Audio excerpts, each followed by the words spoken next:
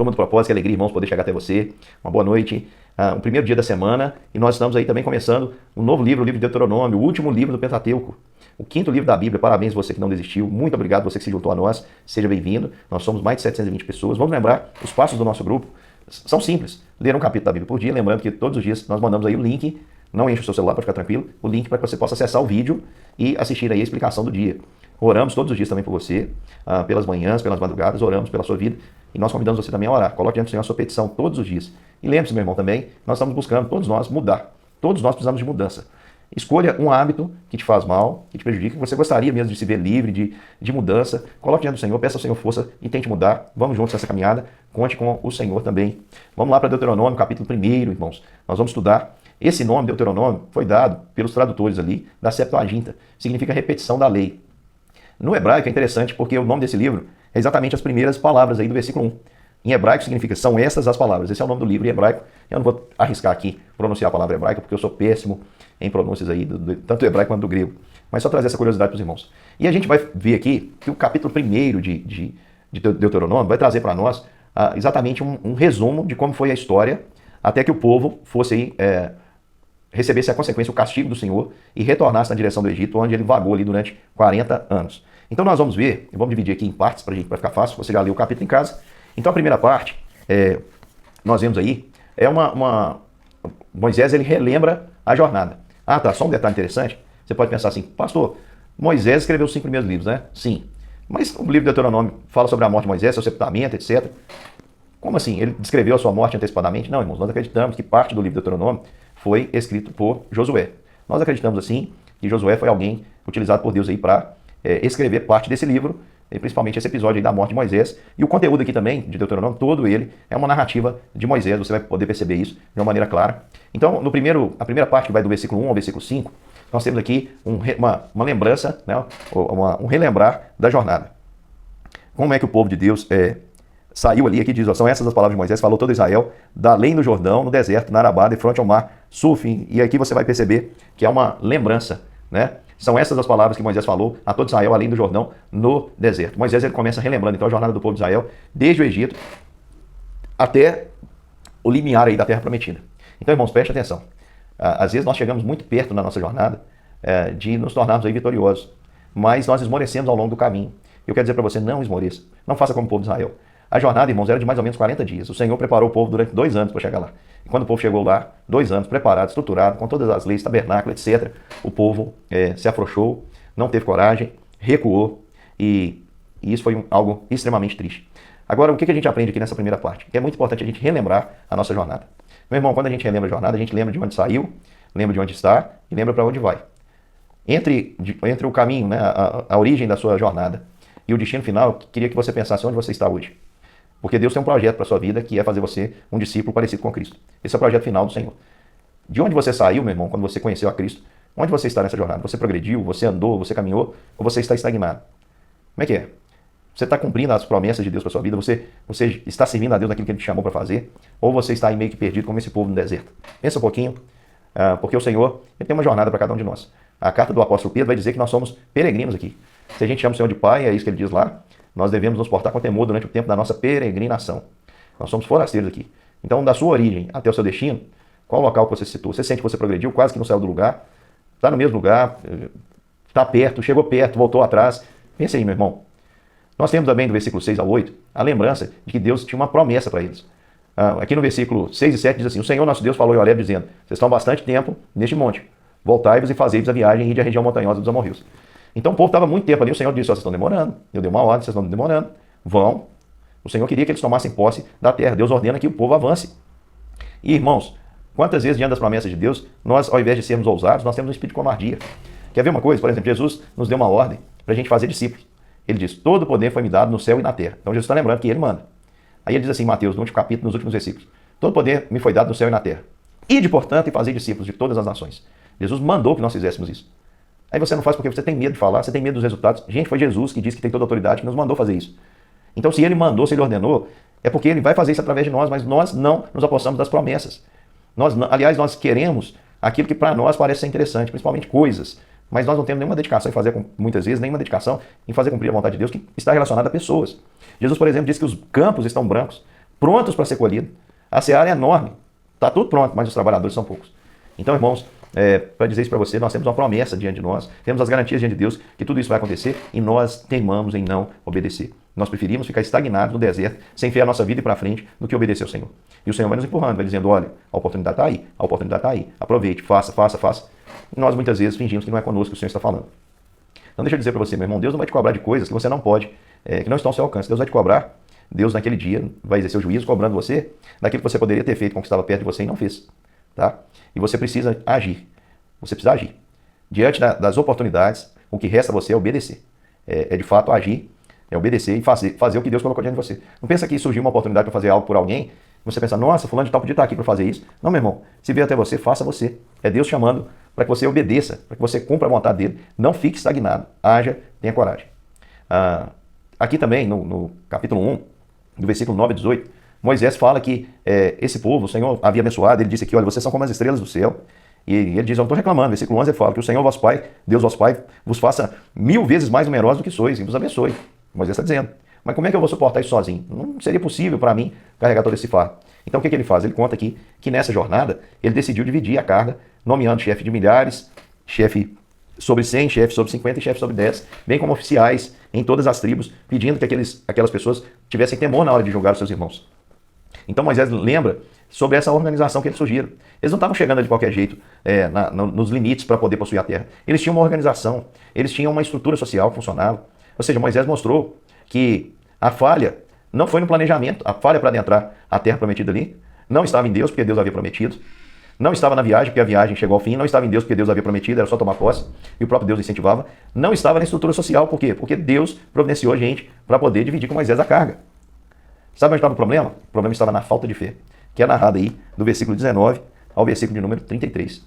Eu acho muito interessante, porque nos dá a impressão, nos dá a visão clara do que aconteceu, porque Moisés, ele diz, olha, vocês estão chegando, versículo 20, a região montanhosa dos amorreus que o Senhor, nosso Deus, nos dá. O Senhor nos tirou de lá de onde nós estávamos parados, mandou a gente vir para cá, então não tenha medo não, nós estamos chegando.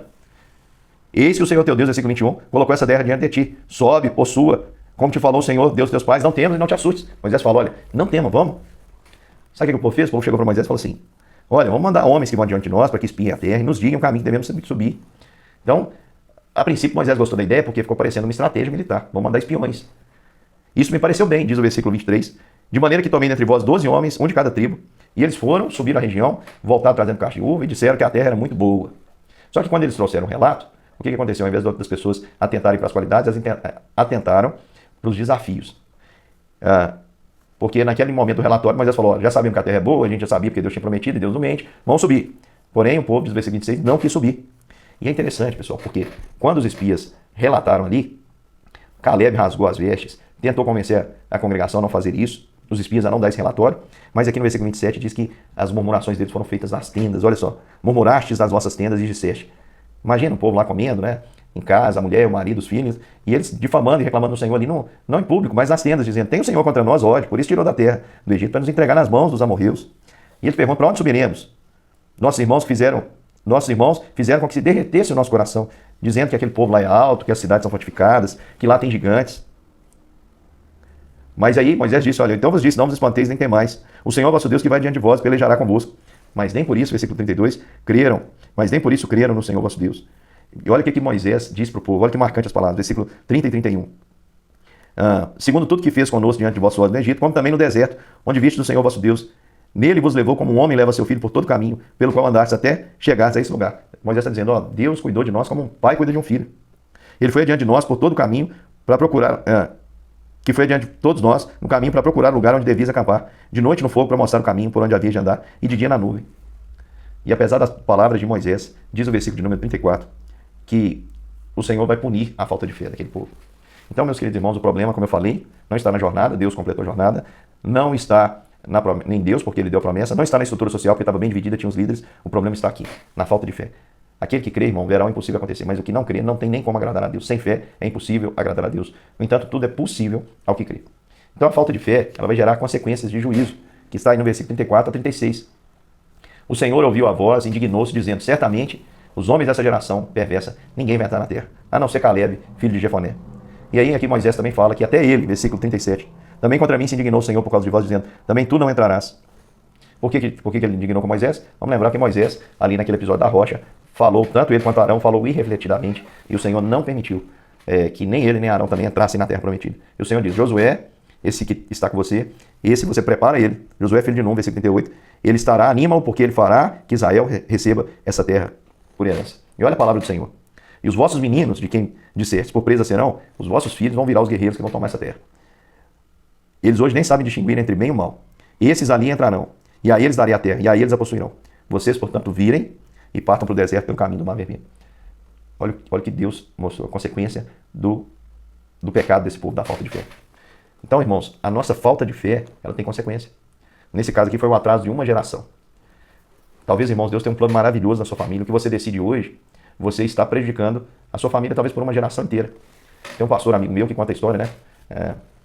Sobre um tio dele que tomou uma decisão de ter uma briga na igreja, decidiu sair da igreja e nunca mais voltou e criou os filhos todos fora da igreja. E apenas 2 gerações depois, o primeiro daquela família retornou a uma comunhão. Então, as consequências, irmãos, que nós temos hoje das nossas decisões, refletem também no futuro dos nossos filhos.